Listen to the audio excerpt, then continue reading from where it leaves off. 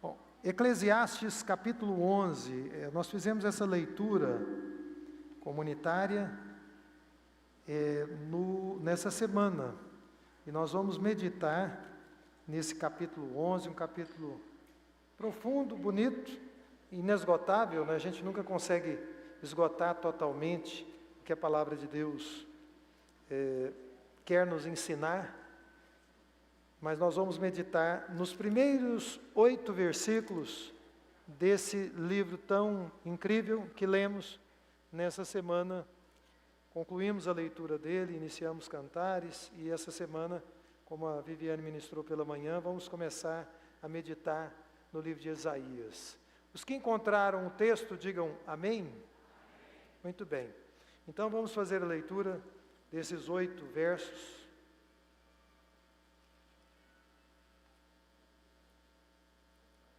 Lança o teu pão sobre as águas, estou lendo na Almeida Revista Atualizada, porque depois de muitos dias o acharás.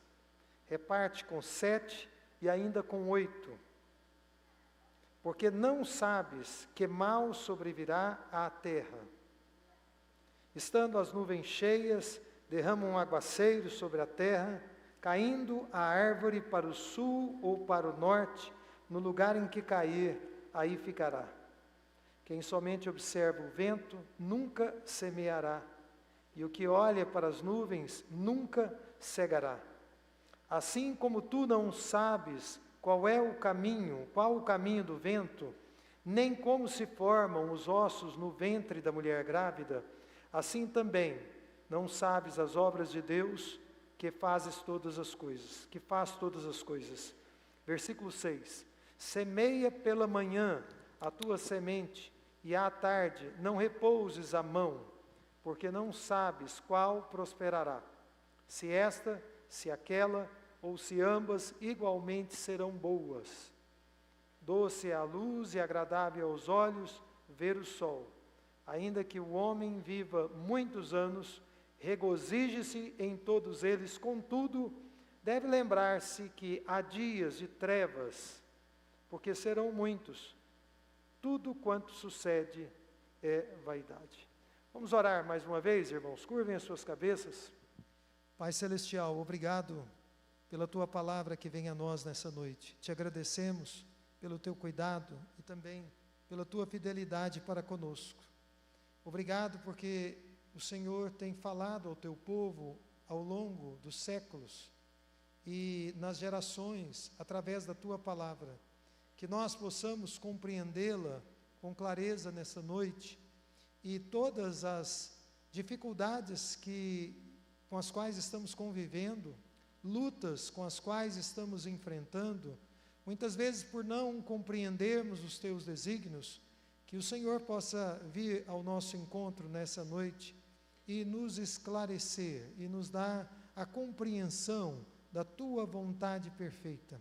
Ajuda-nos a entender que o Senhor tem nos chamado a uma plantação nesse tempo que se chama hoje, e que a expectativa que o Senhor nos dá por meio da Tua palavra é a expectativa de que haveremos de colher, não apenas nesse mundo, mas especialmente na eternidade. Alcança o nosso coração, repreenda toda a ação maligna que trabalha para nos impedir de compreender aquilo que o Senhor quer ministrar aos nossos corações, em nome de Jesus. Amém. Irmãos, então, nós vamos meditar nesse texto pensando no tema que podemos plantar hoje para colher na eternidade. E quando Deus convida a humanidade a se aproximar dEle, é claro que Ele sempre está pensando, Ele sempre está convidando essa mesma humanidade para uma vida nova, uma vida melhor, uma vida diferente da que vivem.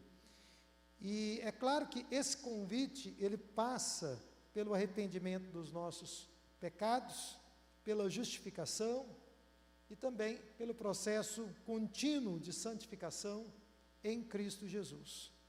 De maneira muito prática, A palavra de Deus nos convida a plantar hoje, para colhermos no futuro, especialmente na eternidade. Nós não podemos desejar apenas fazer uma plantação no tempo presente para colher nessa vida.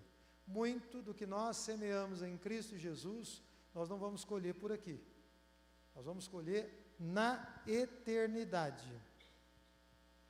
Não se trata de indulgências, como nós já vimos na história da igreja cristã.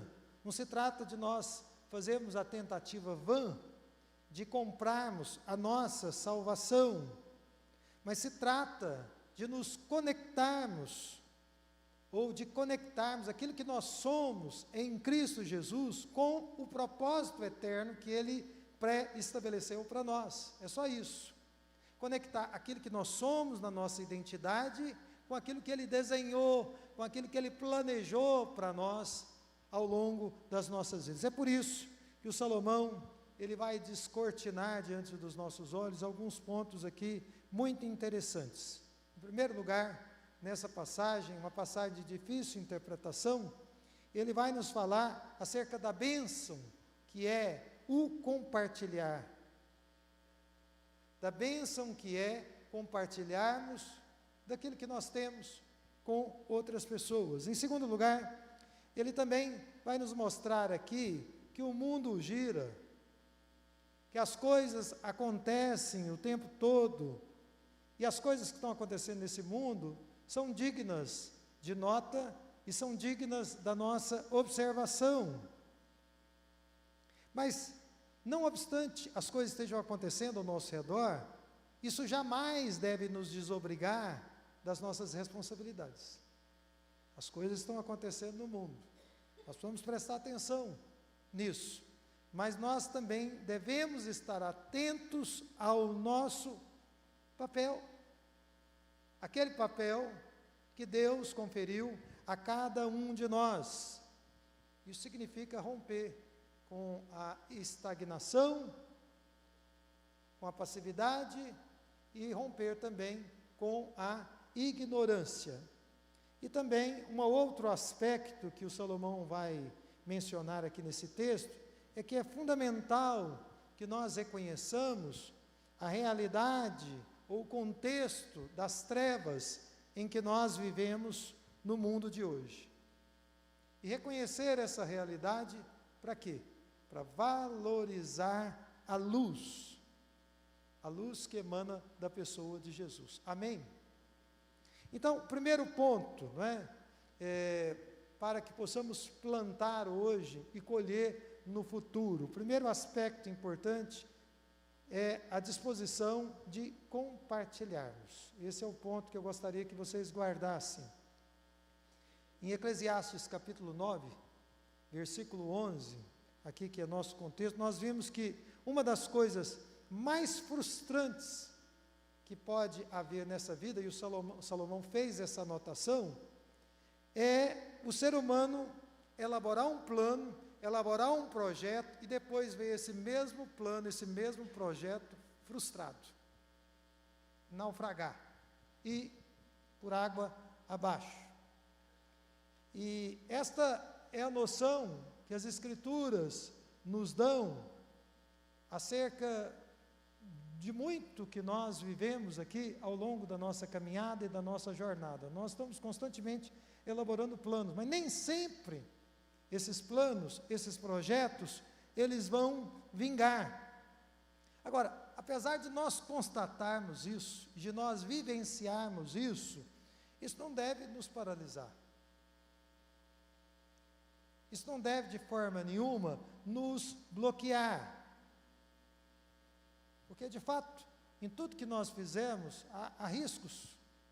Qualquer projeto de natureza profissional ou até econômica, os irmãos vão concordar comigo que há riscos. O risco de que aquilo que você projetou, que você planejou, de fato não aconteça. E aí então, nós lemos aqui no versículo 1, lança o teu pão sobre as águas. E quando nós lemos essa expressão tão bonita, tão profunda e de difícil interpretação, nós podemos entender basicamente de duas maneiras. Primeiro, a gente pode entender essa expressão como sendo um conselho da palavra de Deus, para que nós, nas nossas atividades de trabalho, nos nossos negócios, possamos diversificar as nossas ações, os nossos negócios, os nossos empreendimentos, para além do nosso contexto imediato.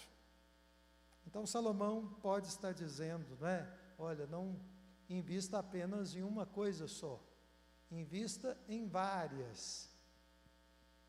Não faça a sua aposta apenas em um item. Não coloque os ovos numa cesta só. Talvez seja isso que ele queria dizer. Agora, eu acredito, e essa é a segunda interpretação que eu gostaria de defender mais aqui nessa noite com vocês, que nós também podemos interpretar esse versículo 1 como uma palavra de Deus aos nossos corações, ao povo de Deus, como que dizendo: seja generoso. Não viva somente para você mesmo. Acredite que vale a pena investir em vidas, por mais arriscado que isso te pareça, por mais que isso em alguns momentos possa te soar como sendo um desperdício.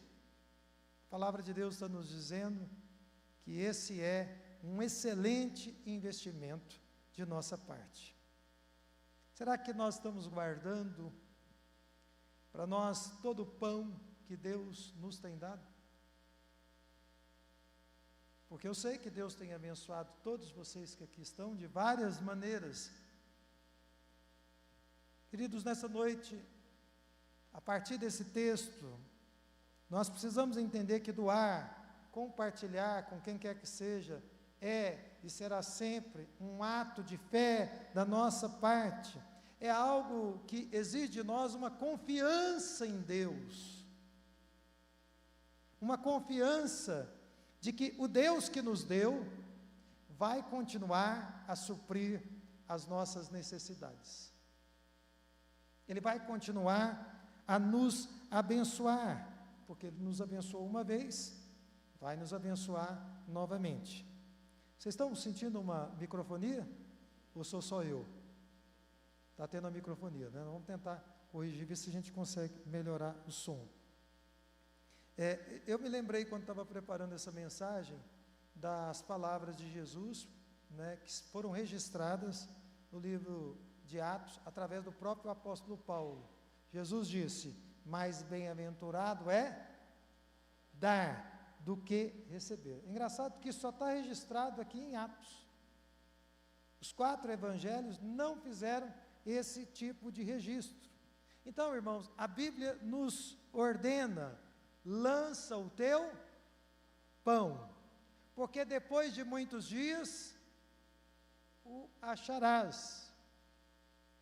Os generosos são um tipo de pessoa que nunca vão ficar nessa vida com as mãos abanando. Amém?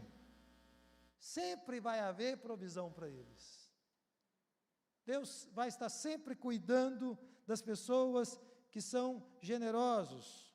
O que foi compartilhado com outras pessoas, de alguma forma, sempre retorna para os seus doadores, sob a forma de muitas bênçãos, que não são só bênçãos de natureza financeira, que vão muito além das bênçãos materiais.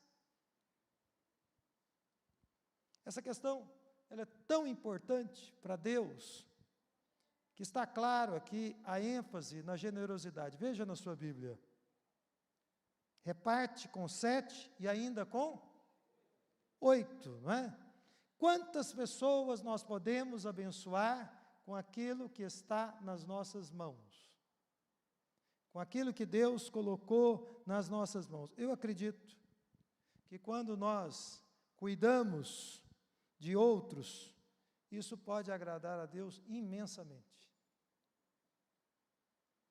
Isso pode agradar a Deus muito. E, ao fazer isso, nós estamos sempre dando a chance para que Deus cuide de nós. Eu já disse isso outras vezes. Algumas pessoas estão sempre legislando em causa própria, quando nós assumimos a condição e a posição de pessoas generosas, e a nossa igreja tem muitas pessoas generosas, nós damos a Deus a oportunidade para que Ele cuide de nós, para que Ele nos supra nas nossas necessidades. Mas, irmãos, não é só isso. Compartilhar com outras pessoas também pode significar um investimento em pessoas que, de alguma forma, de uma forma misteriosa, poderão se tornar chave para nós, para as nossas famílias, para a obra de Deus, num futuro que nós não sabemos. Às vezes, quando você investe em uma pessoa, você pode estar dando suporte para alguém que vai ocupar um lugar muito especial no meio do povo de Deus e, quem sabe, até mesmo na nossa sociedade. E essa pessoa pode ser chave, essa pessoa que você ajudou, num momento em que você estiver vivendo um período de desgraça, no momento em que você estiver passando por uma calamidade, por um infortúnio. Irmãos, a verdade é que nós não sabemos o que o futuro nos reserva. Só Deus sabe, só Ele conhece.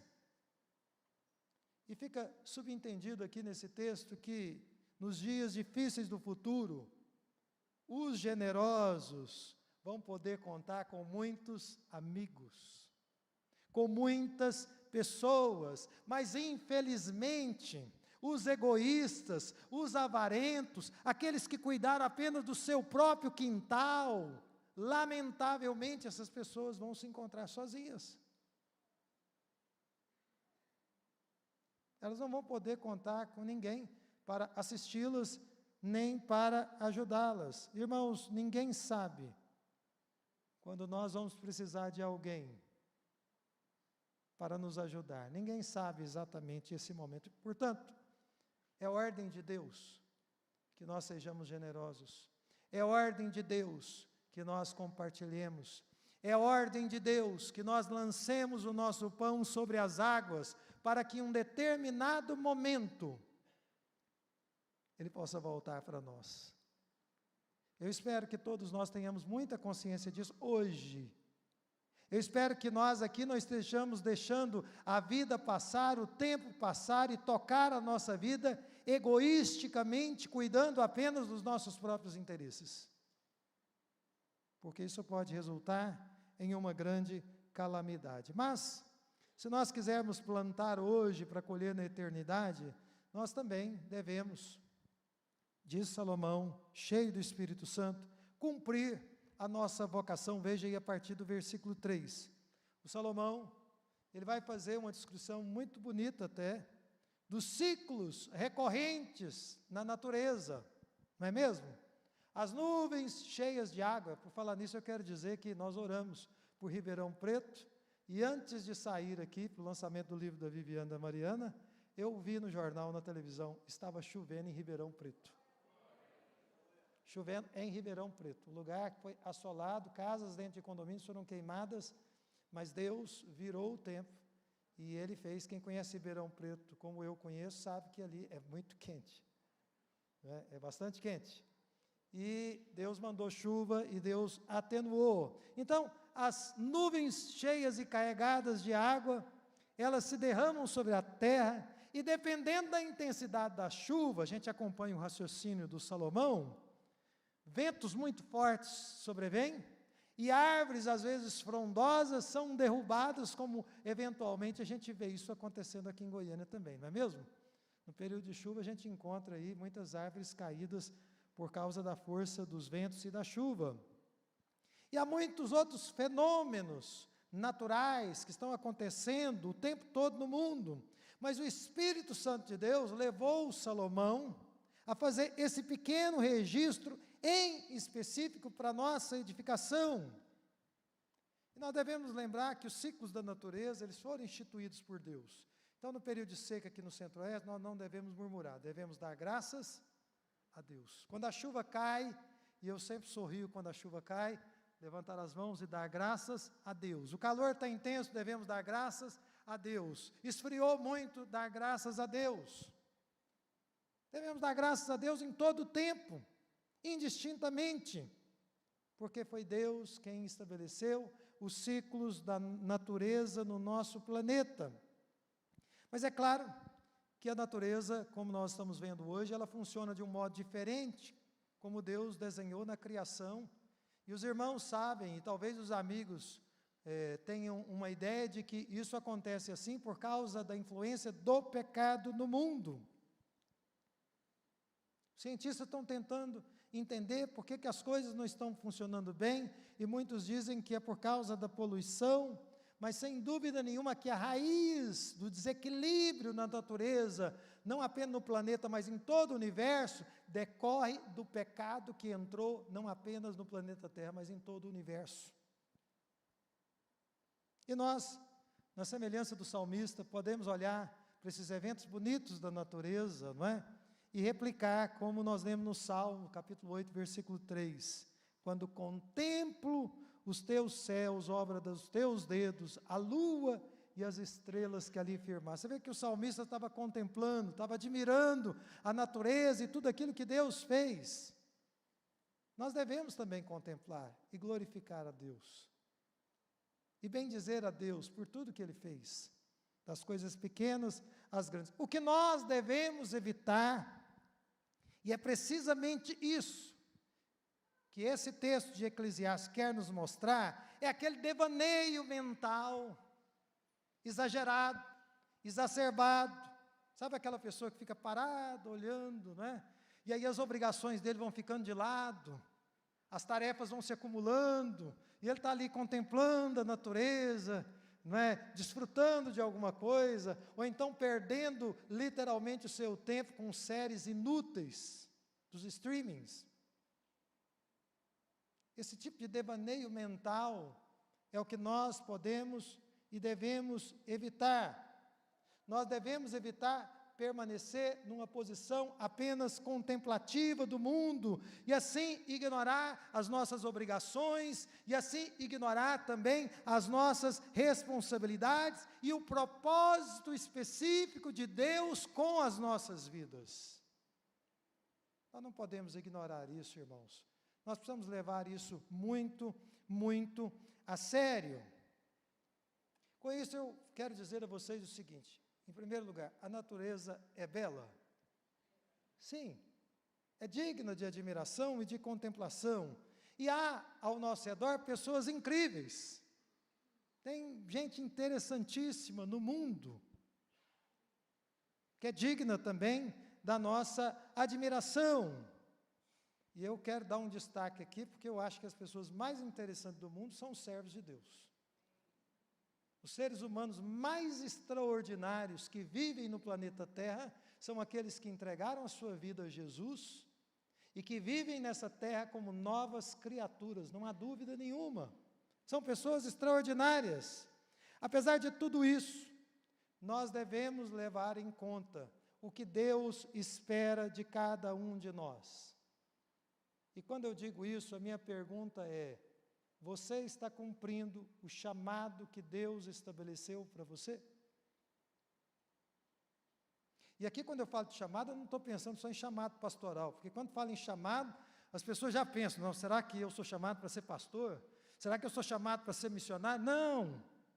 Deus tem algumas poucas pessoas que são chamadas, sim, para o ministério, mas o chamado pode se aplicar a qualquer profissão, a qualquer atividade, onde você e eu, nós podemos, no exercício da nossa profissão, no exercício da nossa vocação, dar bom testemunho de Cristo Jesus. Amém? Chamado se aplica a qualquer profissão, a qualquer atividade.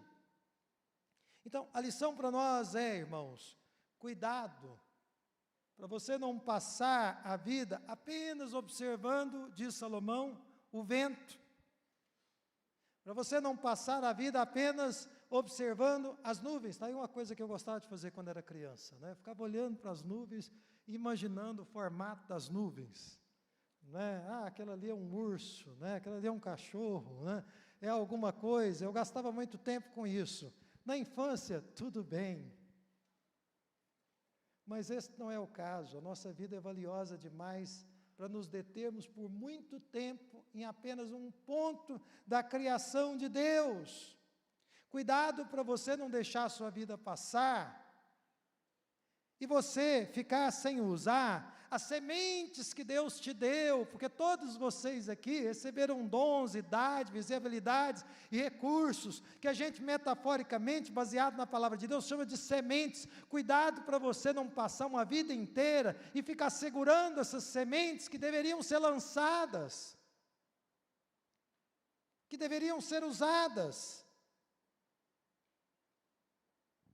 Meus amigos, há tanta coisa para você fazer.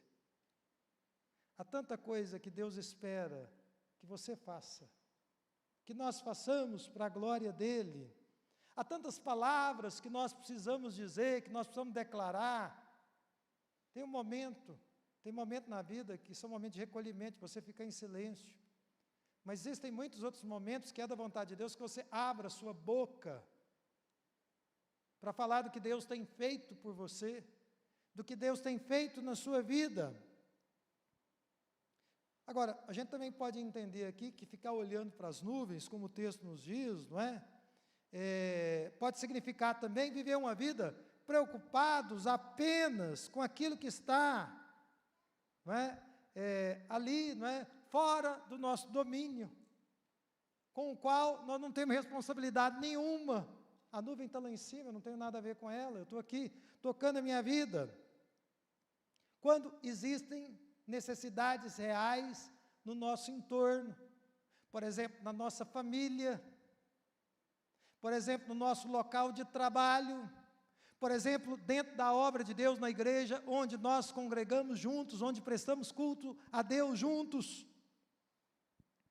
Irmãos, eu vou dizer novamente, por causa da dedução que emana do texto bíblico, muita gente está sonhando com coisas altas, com coisas elevadas, e descuidando de desafios e de ameaças que estão aqui pertinho de nós. Cuidado para você não estar elucubrando demais e deixando as coisas que são vitais, que estão aí debaixo do seu nariz. Porque isso seria algo muito, muito preocupante. E essas pessoas não plantam e, consequentemente, não vão colher. Ficam literalmente, como diz o ditado, a ver navios. Estão vendo navios, mas não estão executando, não estão fazendo nada. Queridos irmãos, nós precisamos colocar de lado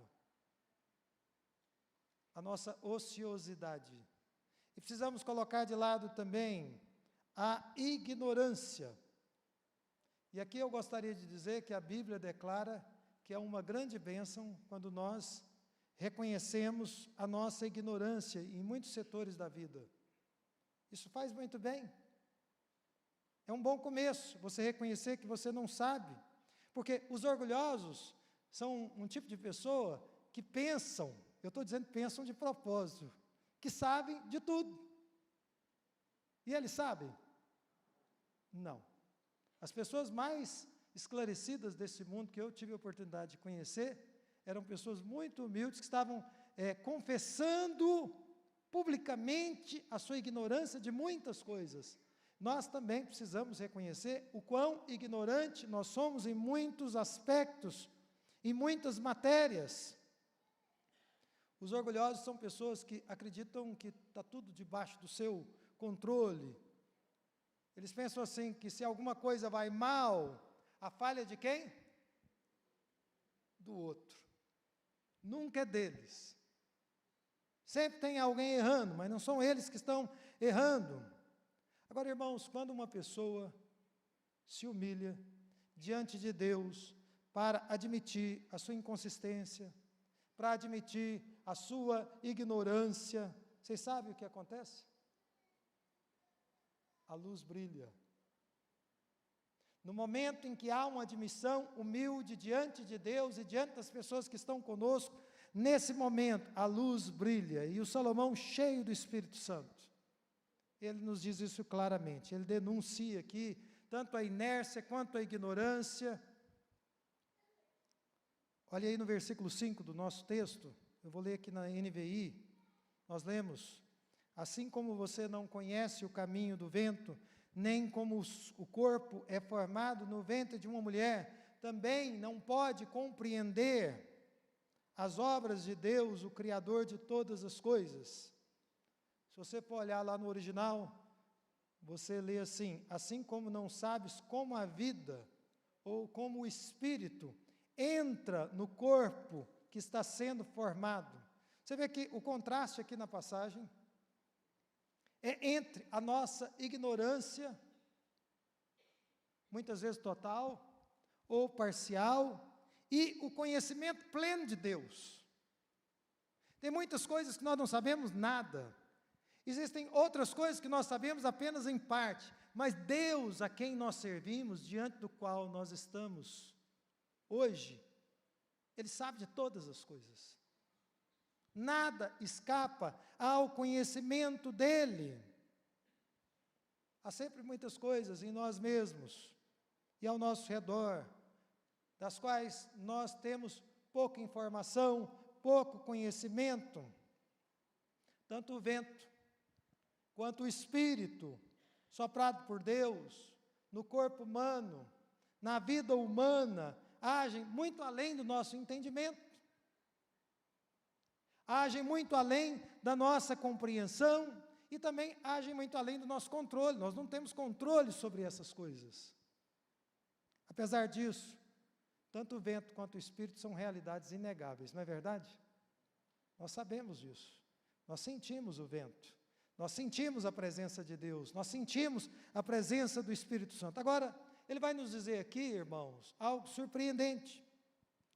Mesmo se nós formos ignorantes em qualquer matéria, nós não podemos ficar passivos, inertes.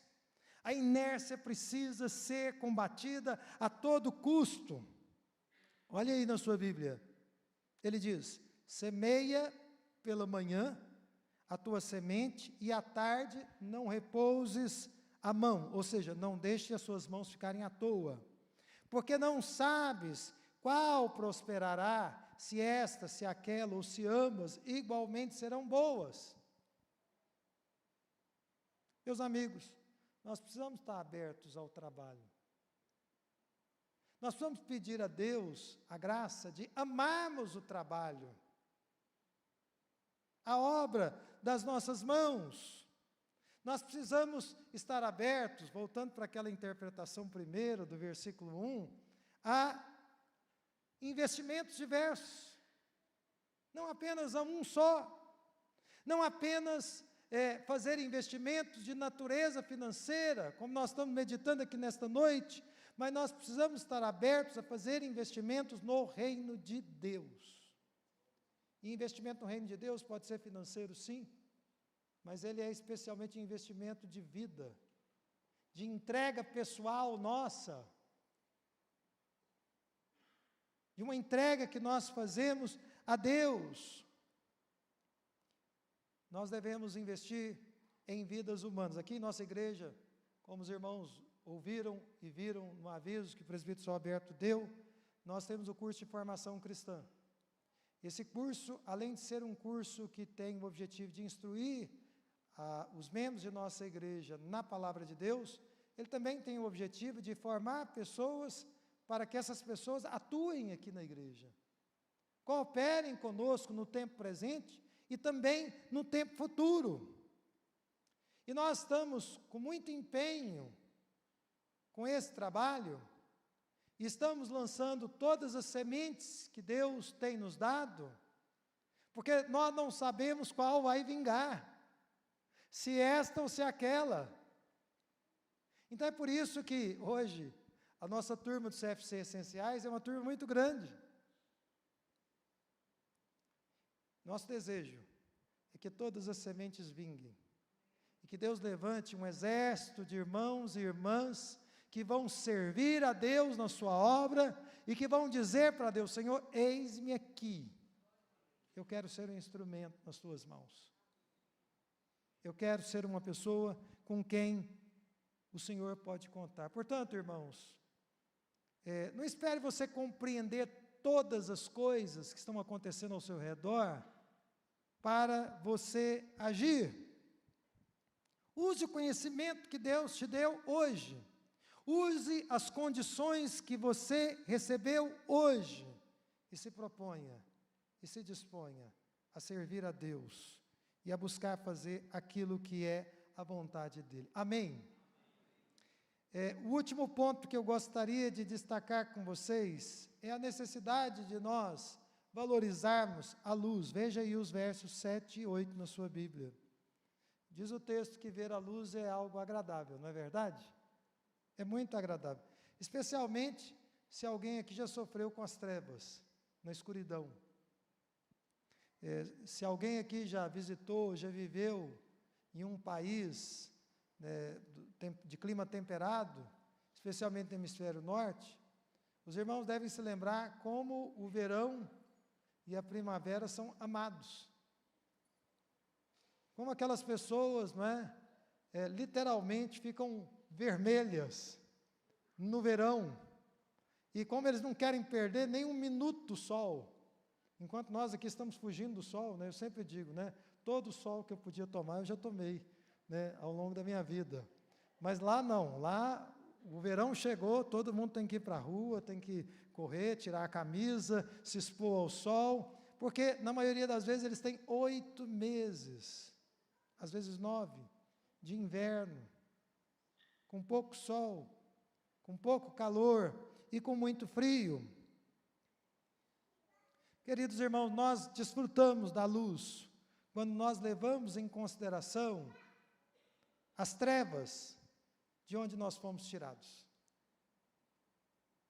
Só consegue valorizar a luz realmente quem entende de onde foi tirado, de onde foi resgatado. E também é possível desfrutar da luz se nós considerarmos o estado terrível em que o mundo no qual nós vivemos se encontra. O mundo não vai bem, as coisas não estão funcionando aqui como nós gostaríamos, E aí a gente se lembra das palavras de Jesus, lá no Evangelho de João, capítulo 8, versículo 12, aquele texto profundo, quando ele disse, eu sou a luz do mundo, quem me segue não vai andar em trevas, eu sou a luz que vocês precisam, de fato e de verdade. E é interessante a gente ver aqui que o Salomão vai falar da importância da luz, e ele vai dizer para as pessoas que têm a oportunidade de viver muito, ele vai dizer, olha, desfrutem todos os dias, que vocês podem desfrutar nesta vida, mas esse desfrute, essa qualidade de vida, deve vir conscientes da realidade das trevas que nos cercam. Nós não podemos desfrutar de nenhum dia nessa vida sem entender que a realidade, eu repito, nesse mundo, ela é grave. Os problemas que nos cercam, eles não são de pequena monta, eles são muito sérios. Então o texto vai nos dizer que nós devemos nos lembrar, que nós devemos considerar a realidade das trevas, tanto presentes quanto do passado, e ele dá a entender também do futuro. Nós precisamos ter consciência dessa realidade. Há momentos na vida cristã de grande dificuldade. Há momentos na vida do cristão em que ele tem que lidar, sim, com as trevas. Agora, eu penso, quando leio e releio esse texto, no livro de Eclesiastes, nesse capítulo 11, que é como se a palavra de Deus estivesse nos dizendo, você precisa ser uma pessoa realista. Nós não podemos ser pessimistas, nós não precisamos ser otimistas demais, nós precisamos ser realistas em relação ao mundo em que nós vivemos. Veja o versículo 2 novamente. Não sabes que mal sobrevirá à terra? E lá em Provérbios, capítulo 27, versículo 1, nós lemos, não te glories do dia de amanhã, porque não sabes o que ele trará à luz. Com tudo isso, irmãos, eu penso que nós não devemos nos iludir com as vaidades deste mundo. Porque o que o mundo nos oferece, na maioria das vezes, são vaidades, frivolidades. Em vez de nos apegarmos às vaidades, às coisas que o mundo nos oferece, eu penso que nós devemos olhar para a luz. E essa luz, fica claro para nós aqui, está personificada na pessoa de Jesus. Nós devemos colocar os nossos olhos em Jesus. E nós devemos nos alegrar nele, na presença dele, com a vida dele, com aquilo que ele nos oferece. E aí vai se cumprir o que está escrito lá no livro de Provérbios, capítulo 13, versículo 9, quando nós lemos: a luz do justo brilha intensamente. É da vontade de Deus que nós, que seguimos a Jesus, que é a luz do mundo, também possamos, em reflexo, fazer brilhar a luz de Jesus através das nossas vidas. Amém? Eu gostaria de concluir aqui, antes de nós orarmos, com 3 aplicações bem curtinhas, e nós vamos orar e vamos encerrar o nosso culto a Deus. Em primeiro lugar, eu penso que todos nós que estamos aqui, estamos sendo desafiados por Deus a compartilhar daquilo que nós temos, conforme Deus nos move a fazer. E eu acho que isso é vital para nós. Nós precisamos ter clareza que é da vontade de Deus que vivamos uma vida de generosidade nessa vida, com as forças que Deus nos tem dado. Em meio a tantas incertezas que estão sempre presentes nesse mundo, o mercado está regido constantemente pela incerteza.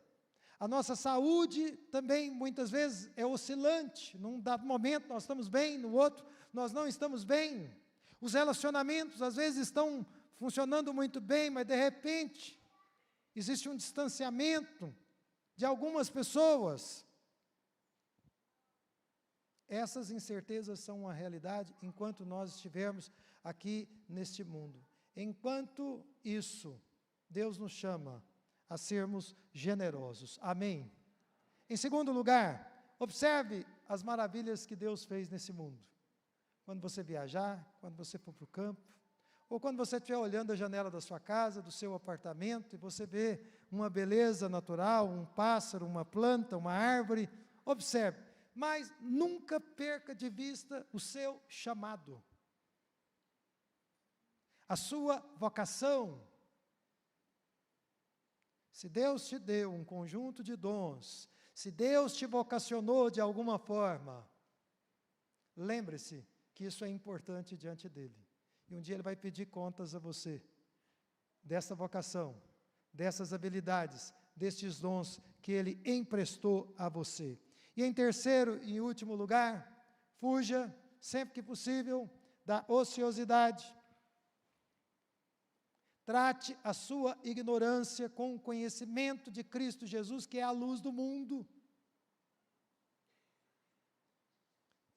Além de você não andar em trevas por seguir a Jesus, Jesus pode te transformar num luzeiro nesse mundo. Ele pode fazer com que você brilhe de uma forma como você nunca imaginou. E as pessoas poderão passar a contar com você como uma referência muito importante. Amém? Vamos ficar em pé nesse momento.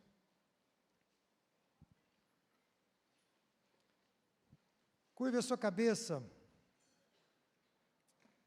Feche os seus olhos nesse momento para falar com Deus.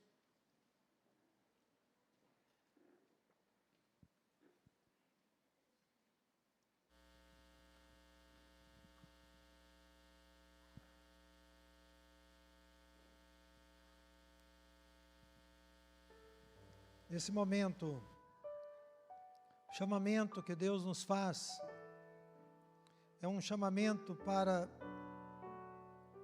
reavaliarmos a nossa postura no mundo. Deus tem nos chamado a romper com o egoísmo, com o egocentrismo, com uma vida centrada em nós mesmos, centrada apenas na nossa família, nas nossas coisas, nos nossos negócios, a sermos conhecidos como pessoas generosas, pessoas que compartilham, pessoas que lançam o pão sobre as águas. E depois de muitos dias, e depois de muitas semanas, de muitos meses, de muitos anos, talvez até depois que você já tiver partido desse mundo, alguém que descende de você vai ter aquele pão de volta, sobrenaturalmente. E por quê? Papai foi um homem de Deus, um homem generoso. Meus pais foram pessoas que lançaram sementes, e aqui estou eu, desfrutando de todas essas bênçãos. Quem não ama os seus filhos? Quem não quer ver os seus filhos bem? Quem não quer ver os seus netos bem? Eu creio que todos nós. Mas nós precisamos romper com esse sistema maligno que está estabelecido e que muitas vezes criou raiz nos corações de pessoas que são crentes, mas que tocam as suas vidas de maneira muito egoísta, muito voltada para si mesmos. Deus está nos chamando a nos lembrar da nossa vocação, do chamado que Ele nos fez, no exercício de nossa profissão, no nosso lar, na nossa casa, na igreja, na obra de Deus, no trabalho missionário. Nós precisamos cumprir a nossa vocação.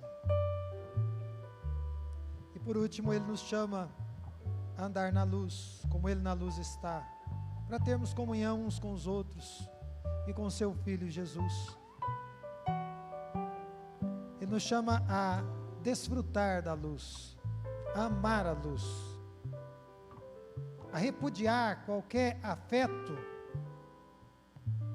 com os poderes das trevas.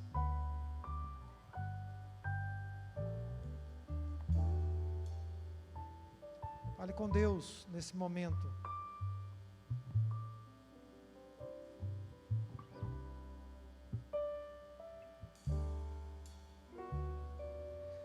Senhor Deus, louvado seja o teu nome. Obrigado pela tua bondade, pela tua fidelidade para conosco. Obrigado porque o Senhor tem sido misericordioso. O Senhor tem nos sustentado de tantas formas, de tantas maneiras. Mas o Senhor quer nos dar algo mais. O Senhor tem nos chamado a sermos cooperadores do Senhor, a termos o privilégio de desfrutarmos de bênçãos maiores do que aquelas que os nossos olhos podem ver, de bênçãos maiores que as nossas faculdades conseguem contemplar e assistir e controlar e manipular. Mas isso requer de nós, teu povo, uma vida de fé.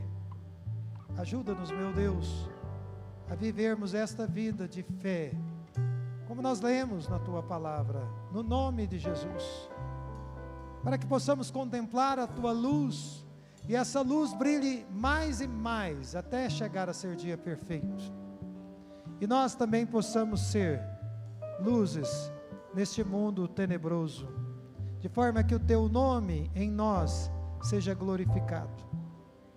Abençoe a cada um do teu povo que aqui está, e que ouviu a tua palavra no culto que prestaram a ti.